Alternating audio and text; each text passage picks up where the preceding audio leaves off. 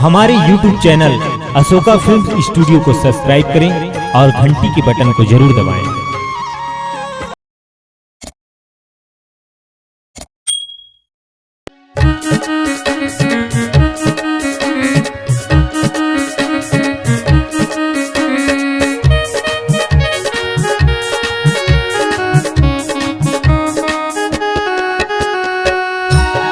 संगी भजन गालोगा जग ले आए हैं संदेश, राम के सुमिरन कर लो जी जग ले आए हैं संदेश।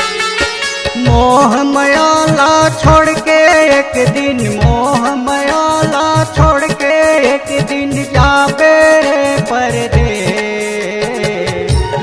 संगी भजन गालोगा जग ले आए हैं संदेश, राम के सुमिरन कर लो जी जग ले आए हैं संदेश।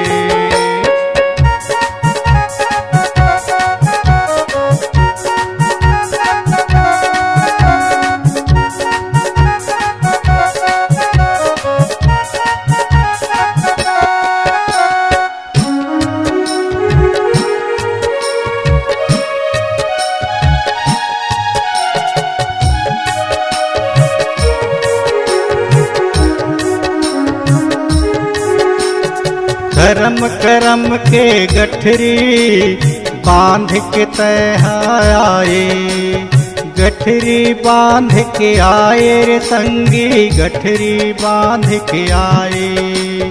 प्रभु गुण गाहूँ कह के कैसे तय भुलाए, कैसे तय भुलाए संगी कैसे तय भुलाए। माटी के तन्हा माटी मिली, माटी के तन्हा माटी मिली जितलो बाजी रे। संगी भजन गालोगा जग ले आए हैं संदेश, राम के सुमिरन कर लो जी जग ले आए हैं संदेश।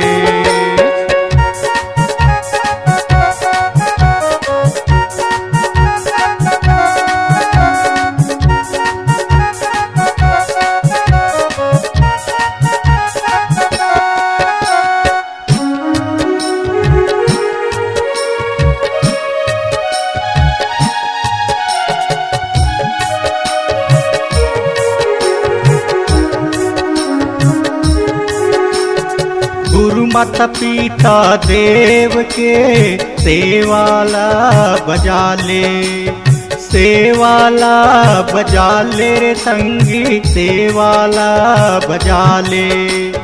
पुण्य के बहती गंगा माँ डुबकी आन लगा ले, डुबकी आन लगा ले रे संगी डुबकी आन लगा ले। तीर्थ धाम के दर्शन कर ले, तीर्थ धाम के दर्शन कर ले, धर ले जोगी भेष। संगी भजन गालोगा जग ले आए हैं संदेश, राम के सुमिरन कर लो जी जग ले आए हैं संदेश। मोह मयाला छोड़ के एक दिन, मोह मयाला छोड़ के एक दिन जाबे परदेश। संगी भजन गालोगा जग ले आए हैं संदेश, राम के सुमिरन कर लो जी जग ले आए हैं संदेश, जग ले आए हैं संदेश, जग ले आए हैं।